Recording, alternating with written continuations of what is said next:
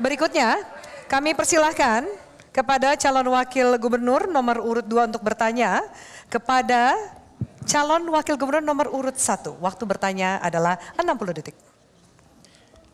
Terima kasih Pak Adi. Bapak dan Pak Isran memiliki latar belakang bidang pertanian. Top, Marco top.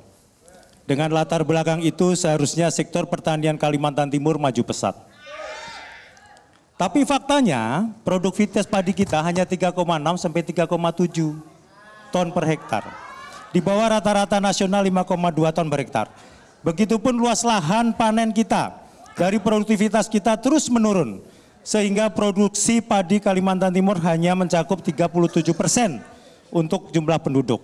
Pertanyaannya, apa Bapak tidak menempatkan sektor pertanian sebagai prioritas dalam pembangunan Kalimantan Timur? Kasihan sekali Pak, nasib petani punya gubernur yang paham pertanian, tapi setelah jadi gubernur tidak peduli pertanian. Ini yang menjadi hambatan kita. Terima kasih. Ya, dirasa cukup? Baik. Calon wakil gubernur nomor urut 1 silakan menjawab, waktu menjawab Anda 150 detik. Baik, terima kasih. Saya kira keliru kalau dikatakan bahwa... Hadirin harap tenang, kita dengarkan bersama-sama debat ini. Saya kira keliru kalau dikatakan Bapak Gubernur tidak peduli dengan pertanian. Sampai sekarang beliau masih ketua Perheptani. Beliau dulu penyuluh pertanian. Kalau kita bicara ketahanan pangan, saya kira definisi ketahanan pangan itu jelas, baik dari beberapa sumber. Ketahanan pangan itu pertama ketersediaan pangan. Jadi tidak harus semua ada di tempat kita. Makanya kita bekerja sama dengan Sulawesi Selatan dan tentu masyarakat Sulawesi Selatan berterima kasih dengan Kalimantan Timur karena padi mereka kita beli. Begitu juga dengan Jawa Timur dan itu kita ada kerjasama. Yang pertama ketersediaan pangan, yang kedua keterjangkauan pangan, yang ketiga adalah keamanan pangan. Pangan harus BSA, yaitu bebas dari masalah. Kemudian, maaf, kalau kita bicara tentang secara mikro, jangan dikatakan bahwa kita mundur. Kita lihat angka-angka makronya. Pertumbuhan ekonomi di Kalimantan Timur, ini saya catat dan ini saya bawa supaya jelas dari Biro Statistik Kalimantan Timur. Pertumbuhan ekonomi Kalimantan Timur dari 2018 sampai 2023 sebagai berikut. Memang minus tahun 2020 karena COVID.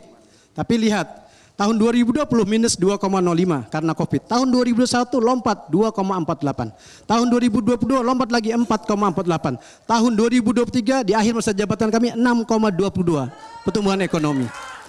Jadi dengan pertumbuhan ekonomi itu, kita tidak berpikir bahwa semua pangan harus terpenuhi di Kalimantan Timur. Yang penting masyarakat Kalimantan Timur bisa makan. Oleh karena itu sampai sekarang walaupun produksi padi di Kalimantan Timur rendah, tapi kita bisa membeli. Itu yang disebut dengan tahan pangan. Kita bisa membeli teman dari Sulawesi Selatan dan ini menguntungkan masyarakat Sulawesi Selatan. Juga karena kita beli produksi mereka. Harap tenang hadirin. Dan itulah kenapa saya harus jelaskan supaya kita tidak salah paham tentang ketahanan pangan. Ada produk-produk tertentu yang perlu ditingkatkan, yaitu akan kita tingkatkan.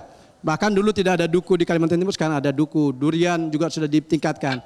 Yang tidak bisa ditingkatkan jangan dipaksakan. Yang penting masyarakat bisa makan dan itu disebut dengan ketahanan pangan. Terima kasih. Ya, dirasa cukup. Baik, kami persilakan calon wakil gubernur nomor urut 2 untuk menanggapi jawaban dari paslon nomor urut 1. Waktu Anda 90 detik. Pendukung harap tenang, terima kasih. Mas Hadi. Katanya pengalaman.